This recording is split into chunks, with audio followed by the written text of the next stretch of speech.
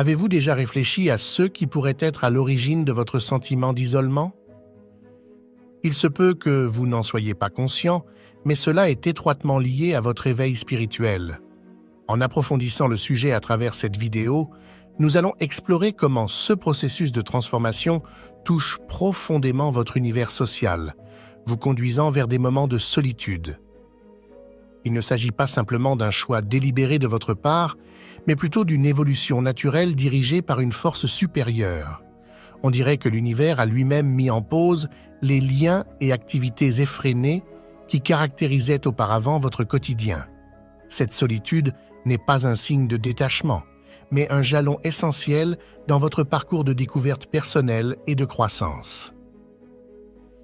C'est une période dédiée à l'introspection, au réajustement et à l'accueil des changements se produisant en vous, orchestrés par des forces qui dépassent l'ordinaire.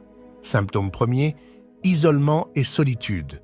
Dans le cadre de l'éveil spirituel, l'expérience de l'isolement et de la solitude surgit souvent comme un symptôme marquant, profondément connecté au parcours de croissance personnelle et spirituelle.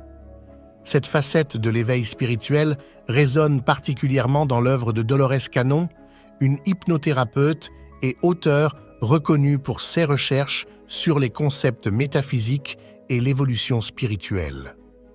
Les enseignements de Cannon mettent en lumière l'importance de la solitude dans le développement spirituel.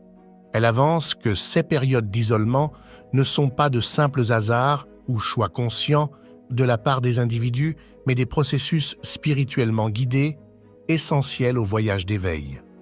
D'après Cannon, ces instants de retrait sont orchestrés par une conscience supérieure, ou même par l'univers lui-même, offrant une pause nécessaire au milieu du tumulte des interactions quotidiennes. Cette pause n'est pas destinée à nous éloigner des autres, mais à nous ménager un espace pour une introspection profonde. Durant cette phase de retrait, Cannon explique que les individus bénéficient d'une opportunité unique de se tourner vers leur intérieur, à l'écart des distractions et influences externes.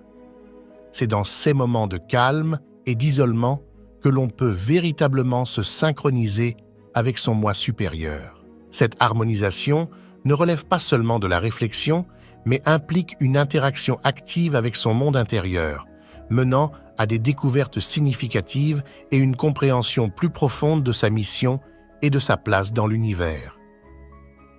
La perspective de Cannon sur l'éveil spirituel ne perçoit pas l'isolement comme un signe de retrait social ou d'insuffisance personnelle,